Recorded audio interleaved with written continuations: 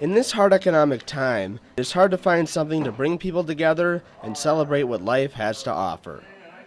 But the answer might be simpler than one might think. It is our old and dependable tasty friend, beer.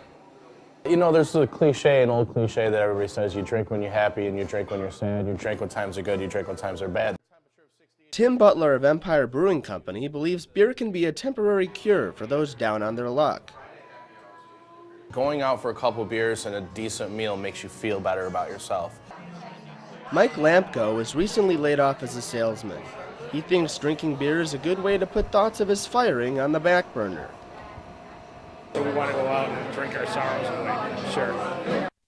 Even though the sale of alcohol was illegal during the Great Depression of the early 1930s, beer was still the drink of choice among blue-collar workers. Bars were flourishing back then, even Prohibition.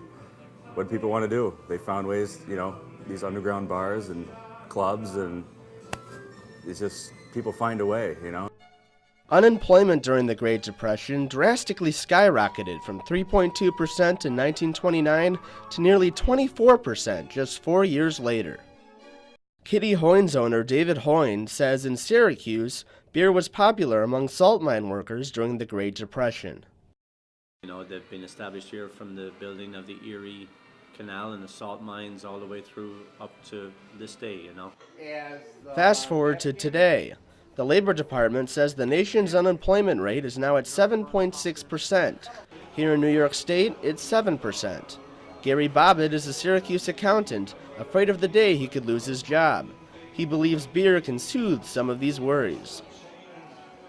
Well, if people are having difficulty, and sometimes it's better to forget your problems and they'll come and have a beer. Ryan Toussaint tends the bar at Coleman's and has seen many people here who drink beer because it's relatively cheap. But it just seems that, if people can't go down and, afford, a $100 dinner for two downtown, but you can come here and grab a couple beers. Fayetteville Manlius High School teacher Al Thompson sees beer more as a catalyst for social events. You can sit next to a fireman who sits next to an attorney, who sits next to a teacher, and there's all walks of life here, which makes it a great melting pot. While you might not be lucky enough to find a leprechaun in a pot of gold at the end of a rainbow, the beer industry has sure been lucky enough to take advantage of the current national recession. Tim Butler says brewing their own beer helps drive up profit margins. The craft beer industry has experienced double-digit growth every year for the last 10 years. An informal survey of Central New York breweries reveals stable to above-average sales during the current recession. If anything in this troubled economy could be called recession-proof, it might be man's other best friend, beer. Kevin Wallace, NCC News.